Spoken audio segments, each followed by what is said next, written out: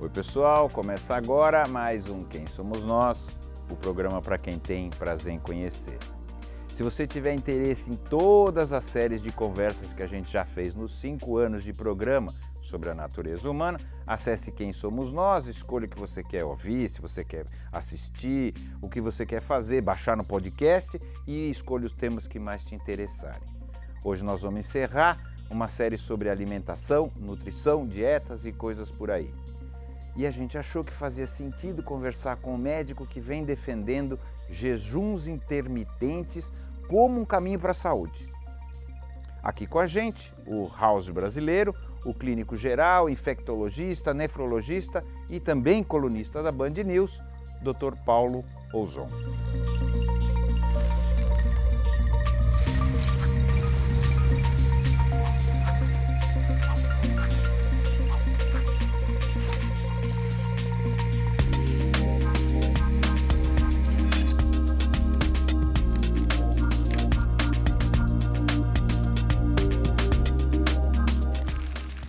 Quem é você? Eu sou Paulo Ouzon, sou médico clínico. Eu tenho algumas especialidades, mas Quais? Mais conhecido como infectologista, mas sou também nefrologista. Trabalhei muito tempo com pronto-socorro de coração, fui médico do Emílio Ribas durante 25 anos e fui também coordenador da residência de clínica médica da Escola Paulista de Medicina. Fui chefe da disciplina de doenças infecciosas e também chefe da disciplina de clínica médica, também da mesma escola. Tá, posso fazer uma provocação? Isso é o que você Pode faz. fazer quantas quiser. Isso é o que você faz, não é quem você é. Quem você é? Pois é, quem eu sou? Eu sou, na verdade, um pesquisador, assim, do ponto de vista de entendimento praticamente de mim mesmo, né? Então, eu passei muitas coisas diferentes na minha vida. Vim do interior, fui fazer Ribeirão Preto, cursinho, entrei em São Paulo e eu sempre tive uma visão um pouco mais ampla das coisas. Eu nunca consegui fazer uma especialidade só, né? Isso me ajudou muito a crescer do ponto de vista intelectual. E hoje eu sou um fazedor de diagnóstico. Na verdade, esse é o meu forte. O pessoal fala que você é o House brasileiro, é Pois isso? Isso É bom ou ruim, ser chamado de House brasileiro?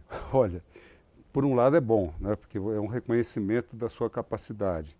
Por outro lado, aparecem casos no consultório hoje, e que vêm de vários lugares, até do exterior já veio, mas vem muito do Brasil, de outros estados, onde o paciente chega com aquela pasta que já pesa alguns quilos, de tantos exames, por passar por várias especialidades, e você tem que, de uma certa forma, tentar resolver. Então, mas é uma coisa que eu gosto de fazer. Quer dizer, se eu tiver que definir, você é um cara curioso a respeito da natureza humana ou da saúde humana, é isso? Da natureza humana, eu também gosto muito de ler coisas que têm a ver com filosofia, isso é uma coisa que eu gosto muito. Atualmente eu acho que eu leio muito mais filosofia do que medicina. E medicina eu tenho uma orientação muito clara hoje a respeito do que ler, do que procurar, né? Eu não fico mais preso àqueles trabalhos que tem financiamento muitas vezes de multinacionais da indústria farmacêutica ou das multinacionais de indústria de alimentos, o que tem um conflito de interesse enorme. Então a gente tem que saber procurar. A gente demora um tempo, mas aprende a procurar nesse meio o que você tem que ler. Porque os principais trabalhos, ou pelo menos os maiores trabalhos, são financiados pelas indústrias farmacêuticas, Sem não é isso? dúvida. Celso, recentemente, a questão de 2 anos atrás, saiu numa revista importante, uma revista americana, onde descobriram que todos os trabalhos de pesquisa das grandes escolas de medicina americanas relativas ao colesterol, as pesquisas relativas ao colesterol, foram financiadas pela indústria dos carboidratos. Isso é uma coisa bastante preocupante. E é interessante também que dois países onde se come muito mais gordura do que carboidrato, como fonte de energia, como Alemanha e França, não se fazia pesquisa a respeito de colesterol, ou fazia-se muito pouco a respeito. Peraí, deixa eu tentar entender o que você quer dizer com isso. O que eu quero dizer é o seguinte, que causa colesterol deve ser o carboidrato e não a gordura, é isso? Sem dúvida, sem dúvida. Porque Como hoje, na Itália se come muito carboidrato e não necessariamente tem... não necessariamente. A Mediterrânea, a comida mediterrânea é bastante carboidrato, mas né? Peixe, carboidrato, azeite. Mas tem uma contrapartida na dieta americana, que você tem vinho, que você tem óleos Na italiana, você está falando? Da italiana, óleos insaturados, e tudo isso acaba combatendo um pouco o efeito nocivo que pode ter o carboidrato simples. Porque hoje a gente fala de doenças crônicas causadas por uma coisa chamada inflamação crônica. Essa inflamação crônica é mediada por vários fatores, inclusive alimentares. Mediada por estresse emocional, quando você libera substâncias que são provocadoras dessa inflamação crônica, poluição, cigarro. Você tem N fatores que atuam provocando uma inflamação crônica. E a inflamação crônica é o começo da doença crônica. Câncer, aterosclerose, doença reumatológica, doença neurodegenerativa e outras. Então hoje mudou, eu acho que é muito interessante esse modelo. É um modelo que está colando, a coisa está ficando muito, muito forte, porque ela tem uma lógica. Da inflamação crônica é a partida, é o começo da doença crônica. É um gatilho para uma doença. Depois que você Daí depois vai disparou, saber. Aí é difícil. Obviamente, a genética tem uma importância muito grande nisso e vai facilitar o aparecimento de um tipo de doença ou outra. Eu tenho observado alguns casos, atualmente eu tenho atendido muitos pacientes indicados por oncologistas. E já vi pacientes, por exemplo, em 10 anos desenvolverem 3 tipos diferentes de câncer. Ou seja, existe um fator primitivo que acaba levando a esse tipo de coisa. Primeiro câncer, segundo câncer e faleceu do terceiro, em 10 anos. Ou seja, você tem alguma coisa que predispõe a isso. Então vários gatilhos, poluição, alimentação, cigarro, estresse, que geram essa que você está chamando de inflamação crônica. Mas existe um sintoma específico disso? Esse sintoma específico pode ser cansaço, não tem uma coisa muito Não tem clara. uma coisa que fala, isso é uma inflamação crônica, né? Não, e nem do existe ponto de vista exame, também não tem que... Nem do ponto de vista laboratorial, você tem um conjunto de exames que você pode fazer a suposição de que possa estar havendo uma inflamação crônica, mas um exame específico, claro, não existe um marcador disso. Não tem um marcador. Agora, o colesterol hoje é tido como marcador, a ferritina é outro, proteína C reativa é outro, hemossedimentação, ou seja, você tem alguns fatores, mas também a conversa, se você vê que a pessoa é uma pessoa muito estressada, deprimida, seguramente ela tem um fator importante de inflamação crônica. Inflamação era uma coisa assim, quando você fala inflamação não parece tão grave. Ah, estou com uma inflamação, antigamente então, pelo menos, aguda. Eu estou com uma inflamação aqui e tal, tomo um remédio e resolve. Quando você fala inflamação crônica parece que não é tão grave. Não, mas é aí que está o problema. É uma coisa que não traz sintomas muito claros, muito objetivos, são sintomas leves, mas que no fundo você está fazendo uma doença crônica. Tá, vamos falar então da alimentação ali, dessa parte... Você estava falando lá dos carboidratos, ou uma coisa que eu sei, que você defende o jejum intermitente, tá certo? Então o jejum intermitente, outro dia eu estava lendo isso, diz que é comprovado em rato, mas não é comprovado em gente. Não, é comprovado não atualmente. É isso? Não. Na década de 1960, década de 60, começou-se a observar uma coisa interessante. Isso foi feito experimentalmente em ratos, mas também notou-se o seguinte, que pessoas que faziam períodos de jejum tinham um processo chamado de autofagia. Autofagia. Se autocomer. Autocomer. O que significa? Quando o organismo passa fome, entre aspas, o que ele faz? Ele vai procurar alimento em si mesmo. Gordura, músculo, não é isso? Isso, mas tudo aquilo que está alterado já, que está em processo de decomposição. Então ele vai lá e consegue... Então assim, ele acaba digerindo células, por exemplo, que são velhas, e recentemente se descobriu que quando você faz isso, você coloca no lugar uma célula nova, retirada da célula-tronco, que é uma coisa fantástica. Ou seja, quando você faz jejum, você ativa uma série de genes, e esse autor, que é o Yoshinori Ohsumi, que foi Prêmio Nobel de Medicina de 2016, é um japonês que trabalha numa universidade em Tóquio. Ele acabou conseguindo descobrir 15 genes que atuam no sentido de serem ativados quando você tem jejum intermitente, ou seja, passou um certo período sem se alimentar, esses genes são ativados. Veja bem, se existe o gene, o que significa? Que é necessário. Se a gente pegar a história do homem, você tem milhares e milhares e milhares e milhares de anos de fome, de adaptação à falta de alimentação. E esses genes são importantes. Na medida que você tem hoje um excesso de comida ou distribuição de comida e as pessoas comem, tem até uma coisa que é comer de 3 em 3 horas, que seguramente foi a indústria de alimentos que inventou. O que acontece? As pessoas comem de 3 em 3 horas e elas não ativam esse mecanismo. E esse mecanismo é importante no sentido de evitar doenças e no sentido de ter uma vida mais longa, com qualidade. Então, como funciona? Só para eu entender. O que é jejum intermitente? Quanto tempo? O mínimo que você tem que fazer são 6 horas sem comer. Mas isso é fácil. É fácil. Mas da melhor ainda se você 30, conseguisse... Da 1h30 até as 7h30, até o jantar, pronto. Tá feito. Não toma nada, não come nada à tarde. Tá certo. Esse é o mínimo, Celso. Mas assim, o ideal seria fazer em torno de 12 horas. Por exemplo, uma refeição de manhã e outra no jantar, por exemplo. Você pular passa o mais almoço. períodos. Pular o almoço. E não vale à noite, não vale... Porque eu já faço essa. Eu como às 7h30 e depois tomo café. Então, mas essa é moleza, porque você, durante a noite, você tem um metabolismo muito baixo. Entende? Agora, tem já algumas pessoas que conseguem fazer cada 24 horas. Comer uma vez por dia. Né? Obviamente que isso não é para fazer assim... Eu resolvo fazer, precisa de um médico atrás disso. Tem que ter um médico atrás disso, ou senão ter o bom senso de ir fazendo isso devagar, até se adaptar. Aí eu já consegui me adaptar a cada 24 horas. Você come? Como geralmente durante a semana, uma vez por dia. A semana inteira? Até sexta, depois sexta, sábado, domingo. Aí é pizza, aí é tudo. Não, nem tem tanto assim também. Mas aí sexta, sábado e domingo de segunda a sexta você só come uma vez? Hoje, por exemplo, não comi absolutamente nada. Que eu digo não comer nada, pode tomar água, pode tomar líquidos, desde que não tenham caloria. Mas você... Agora, curiosidade, não fica tonto?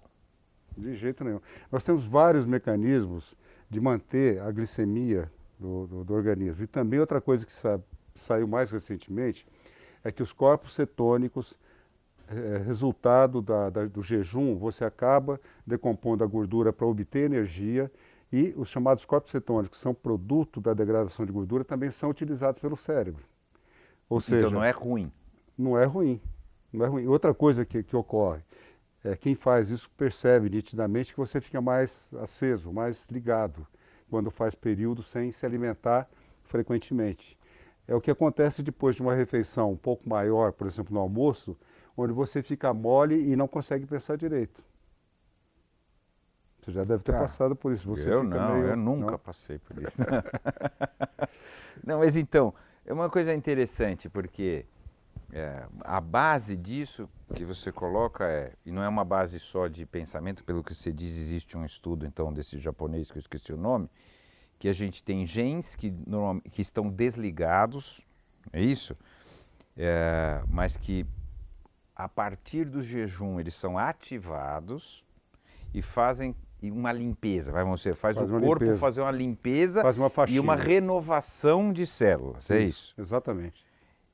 Isso faz, a longevidade viria desta, porque nos ratos o rato vive mais quando está em jejum, não é isso?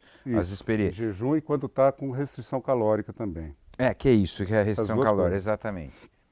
A diferença é a restrição calórica, comer todo dia, mas menos. Menos, isso. E o jejum é não comer. Não comer. Tá. Então, no nosso caso, então, teria essa renovação das células, portanto, eu viveria mais, é isso? Isso, viveria mais e com menos risco, porque esses genes atuariam diminuindo o risco de doenças crônicas. Porque a gente sabe uma outra coisa, quando eu estava falando dos marcadores de inflamação crônica, eu falei alguns e esqueci de falar da insulina elevada. Então, o que acontece? A gente sabe hoje que pessoas obesas têm que produzir mais insulina e a insulina geralmente é elevada. Então, o que acontece? Quando você come muito carboidrato, você tem insulina mais alta. Isso é um fator de inflamação crônica também. Então, é um conjunto de variáveis que você tem que... O que você come? Verdura?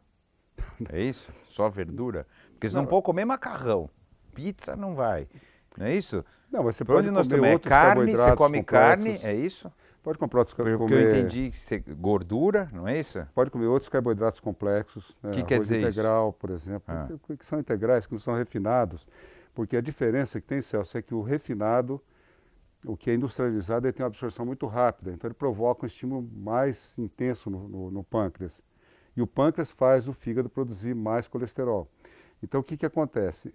Você teria que comer alimentos que sejam menos estimulantes da produção de insulina, produzindo menos. Proteína faz isso, gordura faz isso, carboidrato simples é o que mais estimula. Então, como é que você pode fazer uma alimentação?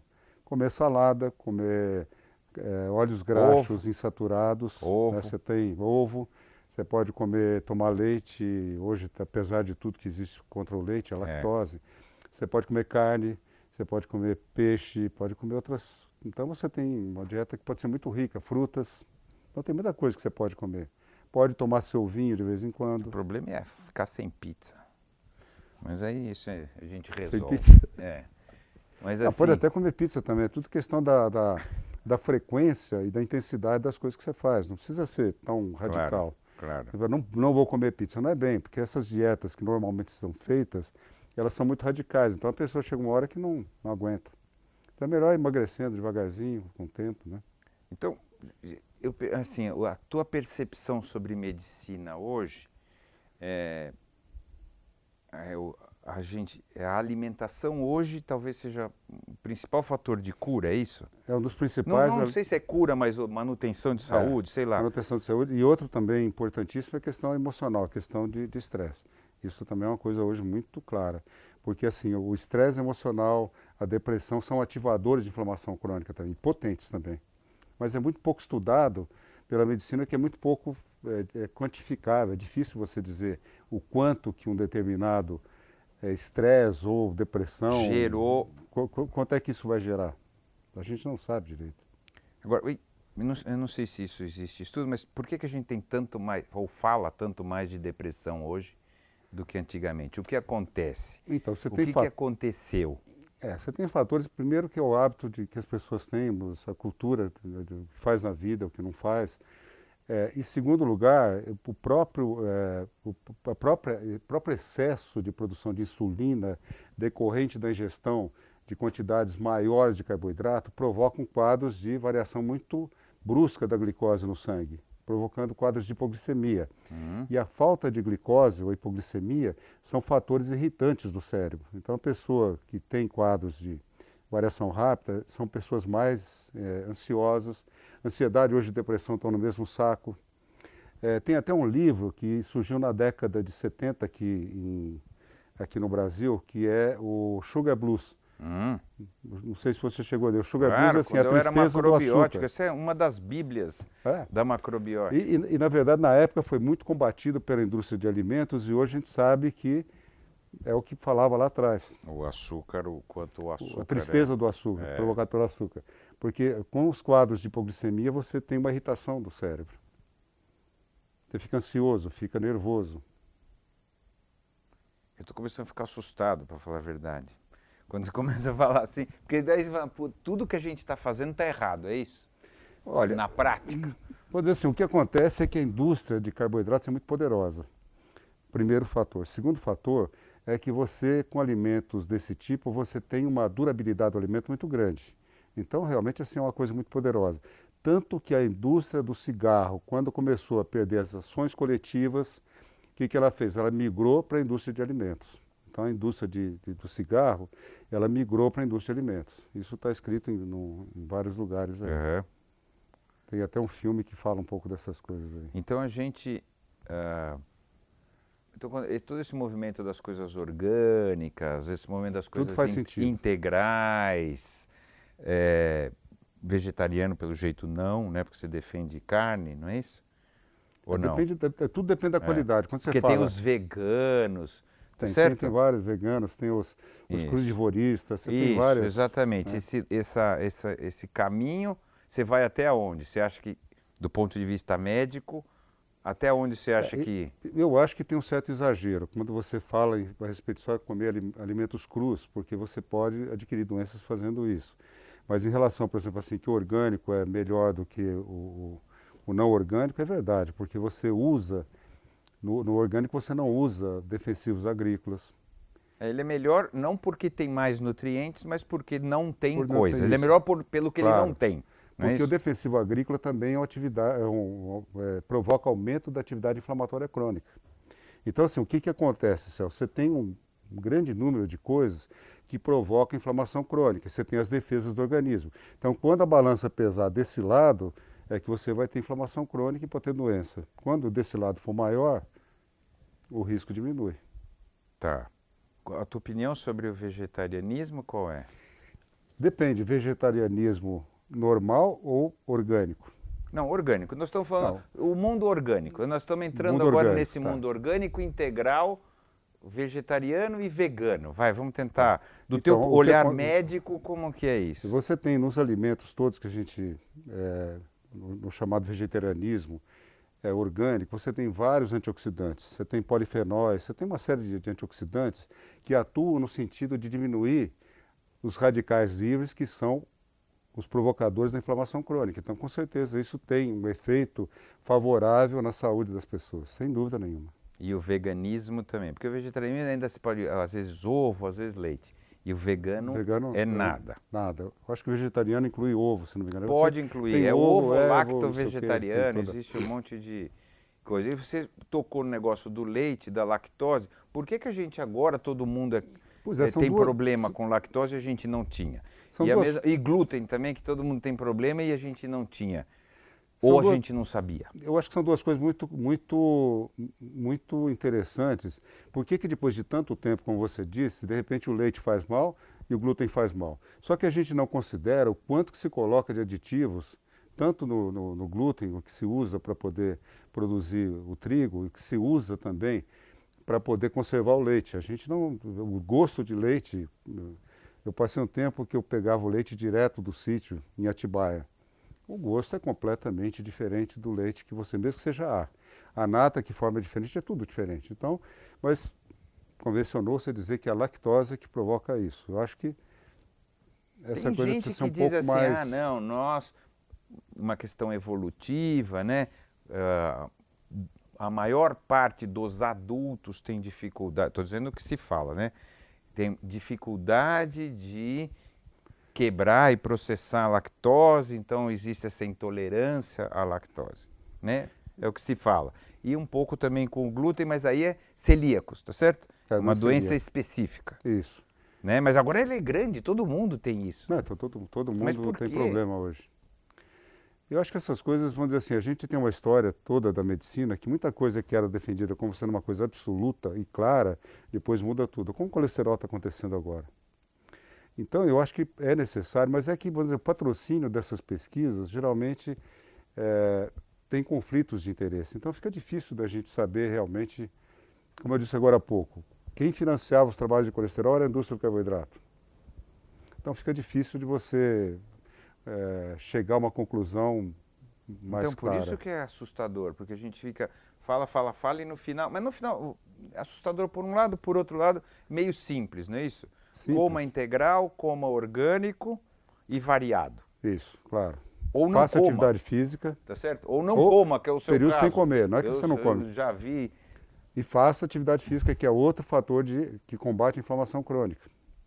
Agora, o homem fazia tudo isso naturalmente antes. Agora, você vive uma sociedade onde do lugar que se produz ao lugar que se consome, você não sabe exatamente o que passa aqui. Mas é complicado agora a gente pensar você como é que veja vai mudar tudo isso, Não, toda não essa tem, estrutura. eu acho que não tem volta. Isso aí, eu acho que cada um tem que acabar fazendo suas próprias escolhas como pessoa. Eu me lembro que eu falei sobre esse assunto de alimentação algum tempo atrás, lá no Shopping Paulista, para um grupo de umas 50 pessoas. De repente, uma das pessoas levantou e falou: como é que a gente vai fazer isso na sociedade? Eu acho difícil, com a superpopulação que nós temos hoje e que continua aumentando, né, você tem que ter alimento barato, que a carboidrato dá o alimento barato, que dura muito tempo, tem que ser alimento barato e tem que estar disponível. Como é que você vai produzir leite, por exemplo, para consumo imediato? Não tem. Mas então, do jeito que você está falando, só vai se salvar quem tem dinheiro para Não fazer só quem tem diferente? dinheiro, quem também... Porque no final, Porque no final, assim... Não, quem tem informação também, Celso. É. Informação. Porque, vou dizer assim, é interessante que você fala a respeito disso, as pessoas, você tem embasamento científico, tudo, as pessoas não acreditam muito. Se está produzindo, se o governo permite, se tem fiscalização, é porque tem que ser consumido, precisa ser consumido. Ou pode ser consumido. Ou pode ser consumido.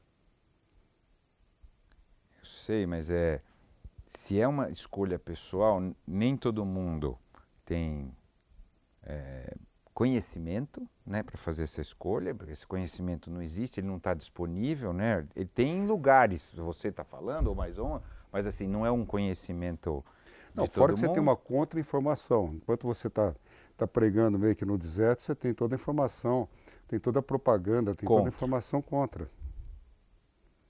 Então daí você não come nada, que é o seu caso, e aí fica tranquilo. Não, mas tá isso que eu estou falando de não comer, não é que eu não eu sei, como eu nada. Eu estou brincando, mas assim, eu ainda estou um pouco intrigado com essa ideia do não comer e isso fazer bem. Né? É um contrassenso, não é? Eu não acho que é contrassenso. Eu não, tenho certeza que isso é muito mais, casa muito mais com a genética que a gente traz aqui, que na verdade foi experimentada durante milhares de anos, do que de repente de uma hora para outra vão comer de 3 em 3 horas.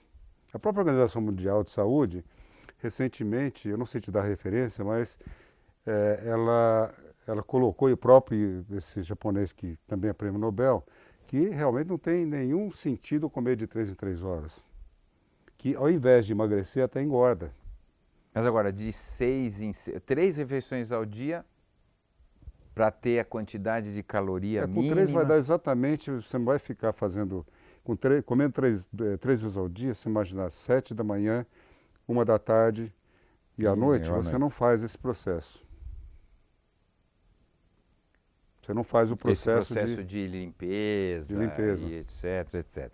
Então a base, eu vou dizer, a base é, bom, a gente vivia lá caçador-coletor, a gente não comia 3 vezes ao dia, mais ou menos isso. Então nós somos selecionados, de alguma maneira, a comer pouco.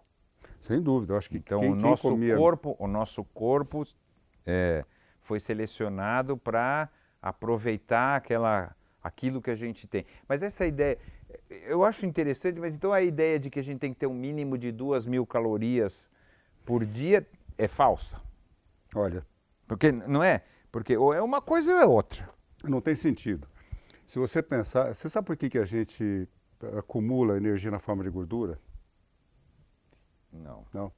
Porque é a forma mais excesso, econômica. não é isso? Econômica em que sentido? 1 grama de gordura tem o dobro de energia que 1 grama de açúcar ou 1 grama de proteína. Então, por isso que só que a gordura, ela se organiza de uma forma espacial maior. Por isso, quando diz assim, você ocupa mais espaço quando tem acúmulo de gordura. E é por isso que você boia na água. Quando você pega um recipiente com água e joga a gordura, ela boia. Uhum. Quando você joga proteína, ela afunda. Por quê? Porque a densidade é maior.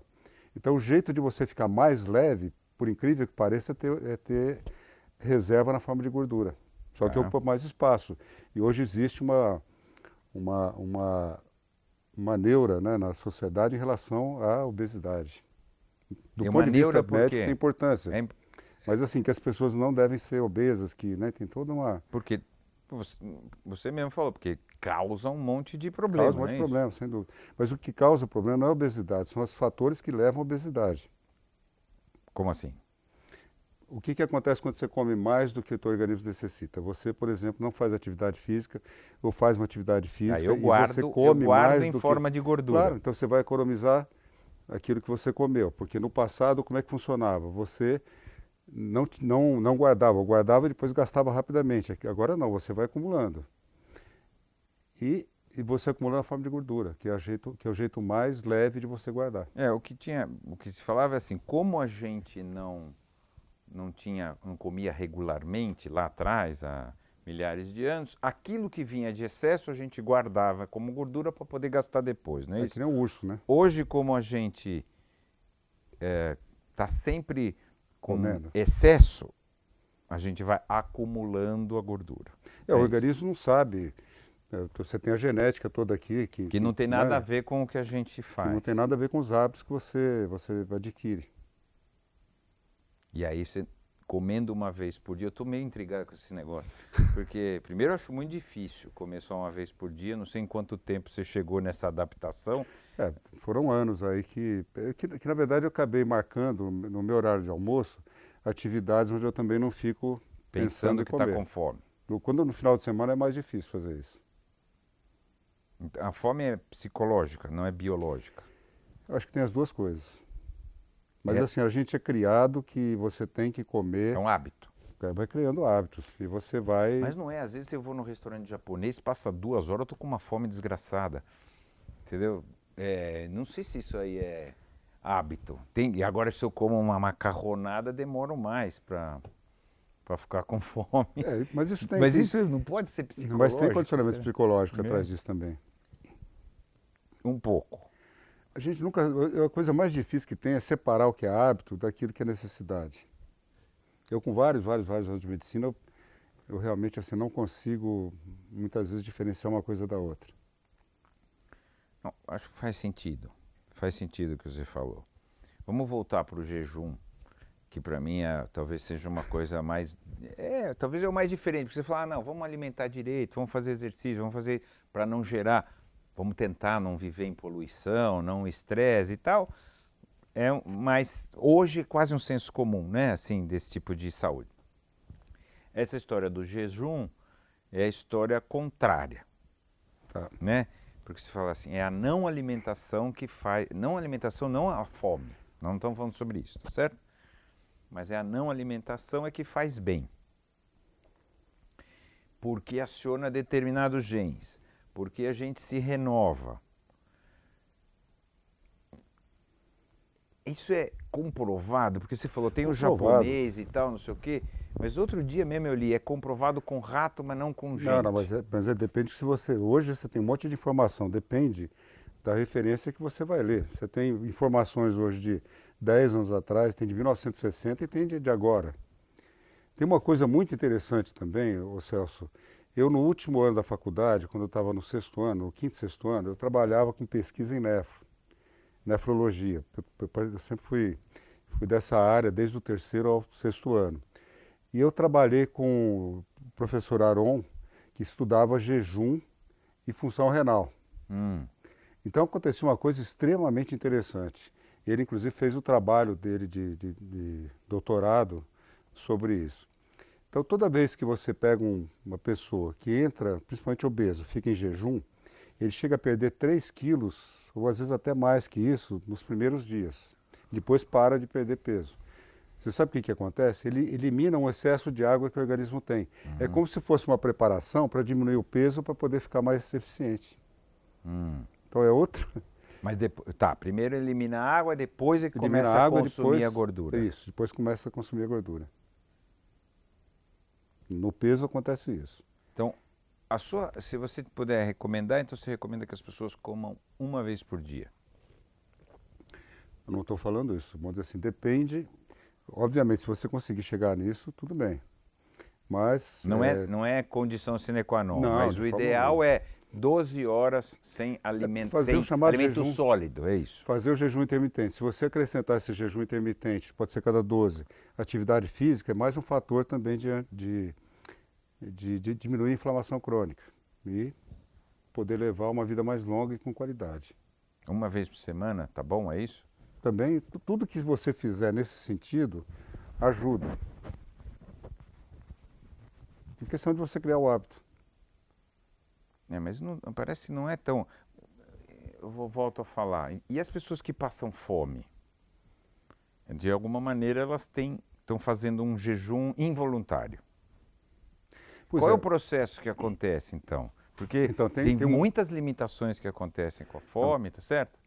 Tem outro mecanismo interessante, isso me reporto novamente lá ao trabalho. Que é restrição calórica, né? A fome seria uma restrição calórica, não é isso? Isso, então, mas o que acontece é o seguinte, toda vez que você começa a fazer cetose é quando você começa a decompor a gordura para obter energia.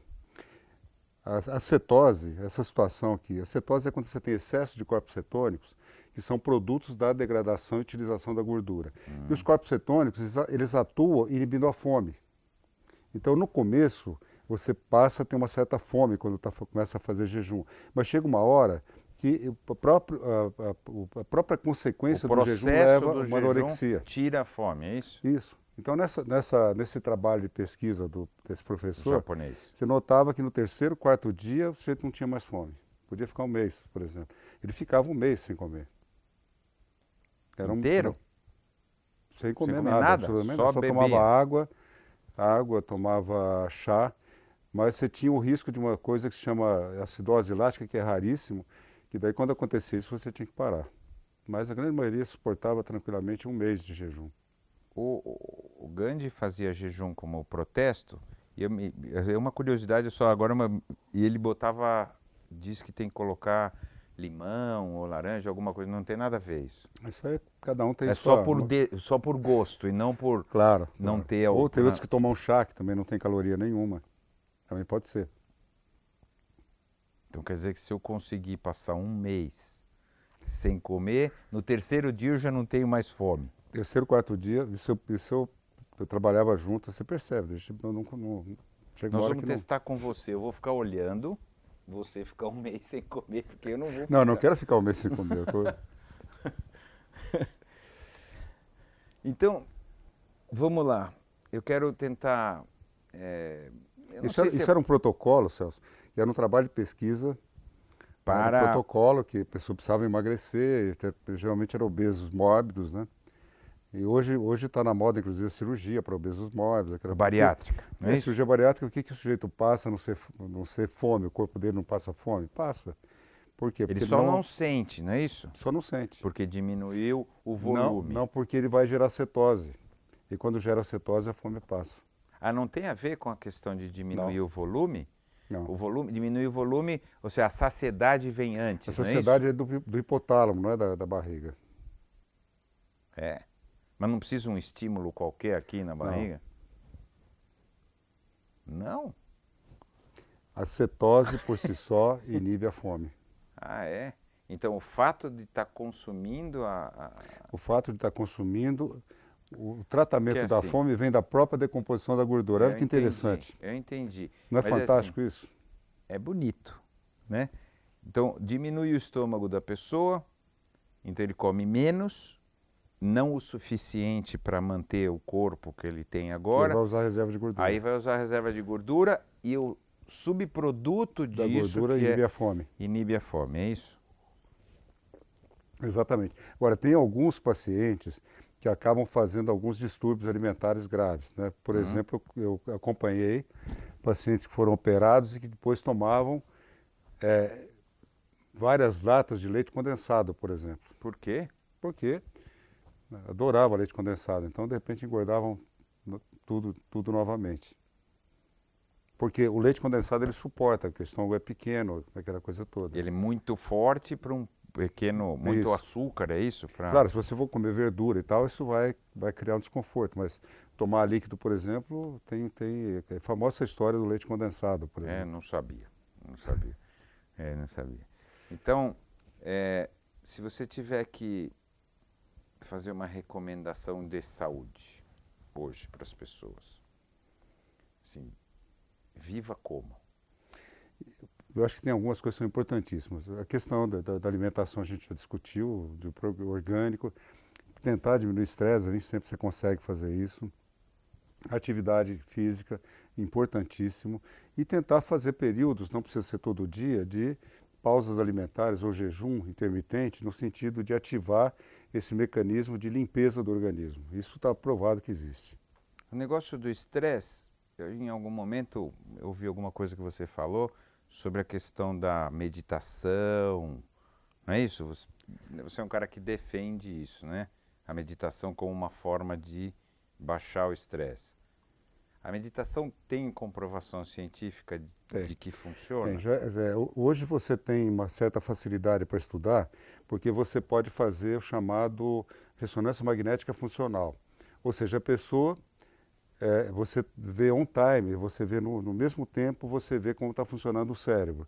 E pessoas que são meditadoras, elas acabam ficando mais concentradas e também no cérebro existe uma mudança do funcionamento, sendo que tem uma região do cérebro onde costuma concentrar a atividade cerebral. E tem resultados fantásticos, assim, do ponto de vista de de sono, de diminuição de remédios para depressão ou suspensão de remédios, diminuição de ansiedade, diminuição de estresse emocional, ou seja, é um fator também, quem consegue meditar, é um fator anti-inflamação crônica. Da mesma forma que a atividade física, você tem uma série de fatores. Mas não são muitos, se eu entendi, essa questão mental do estresse, a alimentação que tem que ser orgânica e e se conseguir de vez em quando não comer nada, Isso. certo? Então é o estresse, a alimentação, o que mais? Estresse, poluição, que é uma coisa mais complicada da gente. Mais complicada, alimentação. Se a gente vive numa cidade, né? Então, numa cidade poluída, a gente tem mais dificuldade, não tem um controle específico sobre isso. Aí você tem a meditação, que é mais um fator também que você pode introduzir. E acabou. É fácil como isso. Eu estou dizendo coisas que eu faço. Então, mas por que não é? Por que a gente não... Se é tão fácil e se isso é tão comprovado, por que a gente não está indo por esse lado? Pois é, eu acho que nós... Se todo mundo fala em saúde, todo mundo fala em longevidade, todo mundo... Por que... Não são as coisas complicadas, nem cara. Talvez uma outra coisa... Eu também não acho que seja caro. Mas assim, por que a gente não vai para esse lado? Então, se é isso que a gente quer... É porque eu acho que você tem aí fatores culturais, você tem fatores de...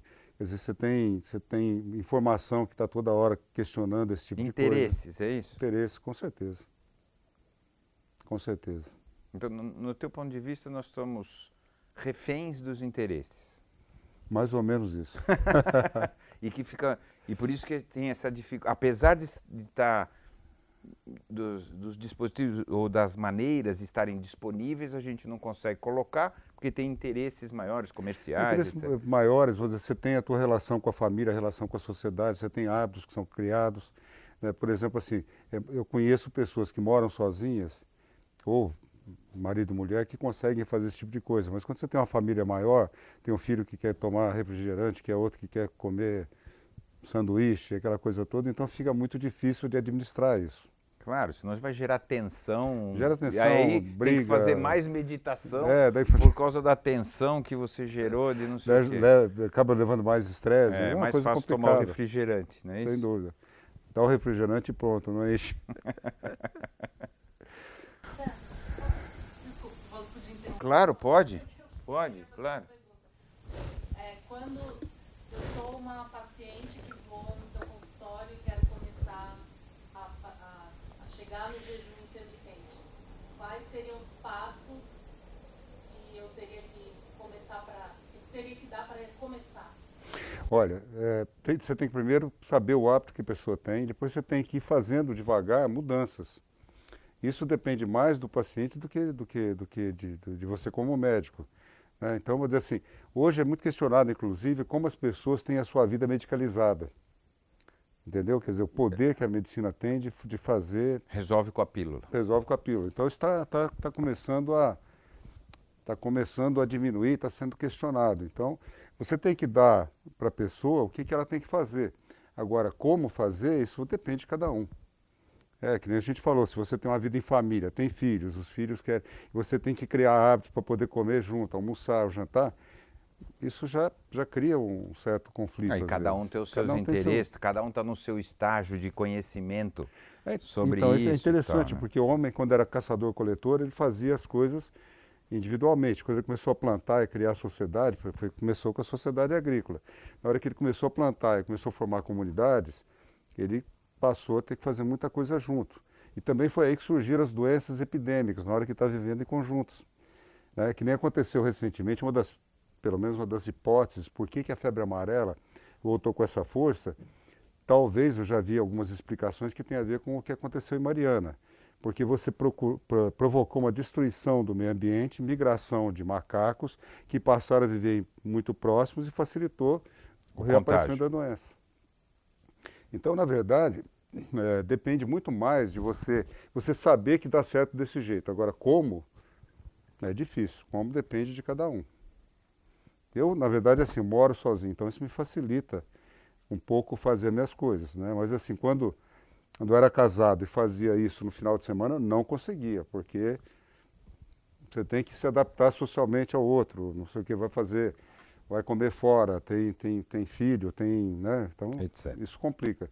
Quando eu estou em férias é mais difícil, quando eu estou com a minha filha, com outras pessoas da família.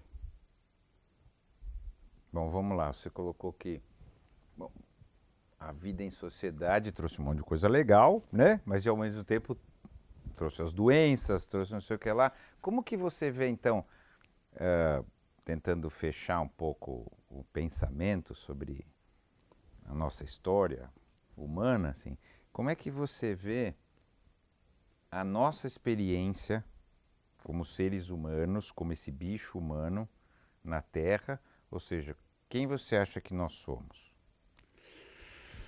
Pois é, eu sou um pouco pessimista em relação a isso, que eu acho que nós temos, em função de...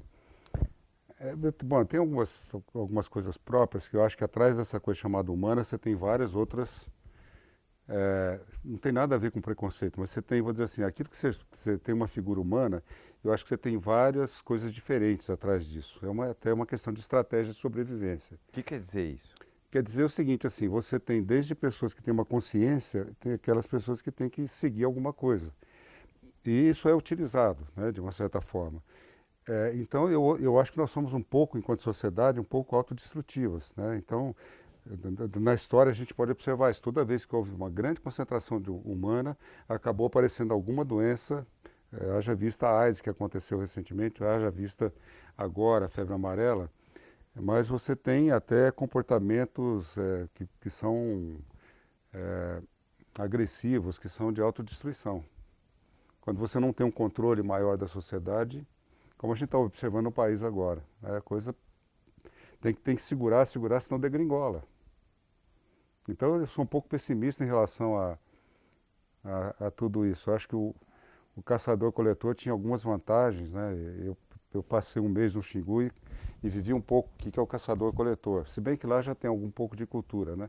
Mas é uma coisa em relação ao respeito pela natureza, em relação à não poluição de tudo que a gente tem hoje, né? É muito mais respeitoso em relação à natureza do que essa vida de aglomerados de gente que a gente tem hoje, né? É respeitoso porque, como as pessoas olham, quer dizer, não é a minha posição necessariamente, mas tem muita gente que coloca o seguinte: quando a gente quando a gente tinha consciência que dependia mais da natureza, que era o caso do caçador-coletor, ou seja, ele não criava as suas coisas, a gente tinha um respeito maior. Quando a gente passou a plantar, depois a pegar os bichos, começar a tratar como objeto, primeiro as plantas, depois os bichos e a gente passou a se distanciar desse olhar. É um olhar, né? Tem gente que conta a história desse jeito. Se distanciar desse olhar de que nós e a natureza somos um sistema só, né? E por isso a gente tem causado essa distância, poluição e etc, etc, etc. Você vê isso como um processo? Ou quando você fala eu sou pessimista, você vê isso como uma coisa inerente ao ser humano? Olha, eu acho que em alguns países você já tem um questionamento de todo esse processo, inclusive você envolve religião nisso. Então você pega os países nórdicos, você pega a Suécia, Dinamarca, são países que já, vamos dizer assim, já passaram por toda essa fase. Mas agora você imagina quantos que tem que não passaram e que vão tentar chegar lá, entende? Não sei se vai dar tempo. Você acha que a Terra acaba antes, é isso? Não sei se a gente pode dizer nesses termos, mas eu acho que é meio complicado. Quer dizer, você acredita que a experiência do bicho-homem, vou chamar assim, o humano, está chegando no fim, seja lá 100 anos, 200 anos, 500 anos, não estamos colocando assim? Eu acho que nesse ritmo que vai hoje, eu acho que a gente eu acho que o corre futuro um bom meio... risco de se extinguir, é isso? Você veja, todos os dias você recebe notícias a respeito de, por exemplo, da carne que é contaminada, da carne que é feita de outro jeito. Quer dizer, entre a produção e o consumo, você tem uma destruição de uma série de coisas aqui, né? E na própria produção também, né? Então define para mim, quem somos nós? Eu acho difícil, eu acho que nós temos, dentro do quem somos nós temos várias tribos. Eu acho que eu não vou falar de algumas coisas aqui que eu acho que pode criar problema, mas você tem tribos de pessoas que acreditam piamente em uma série de coisas que eu acho que não... Tem muitos nós, é isso que você está querendo dizer? Tem muitos nós. E eu acho que até, porque assim, nós temos uma diferença muito pequena do ponto de vista genético, por exemplo, com o macaco ou com outros animais, né? 0,4% com o chimpanzé. Agora você imagina que dentro da raça humana, talvez tenha 0,1, já faz uma diferença grande. Entendeu? Eu acho que a gente tem desde pessoas que são privilegiadas em termos de consciência da natureza, de uma série de coisas, dentro da sociedade que a gente vive hoje. No entanto, nós temos, acho que uma boa parte que não chegou nesse ponto. E não tem como medir isso. Então nós São somos consequências. muitos, e no teu ponto de vista, muitos que eu quero dizer diversos, e que está ok, e no teu ponto de vista não muito otimista, estamos caminhando para o fim. É isso? Eu acho que se a gente não interromper esse processo, acho que a gente tem um futuro Curto. meio complicado. Tá bom, maravilha.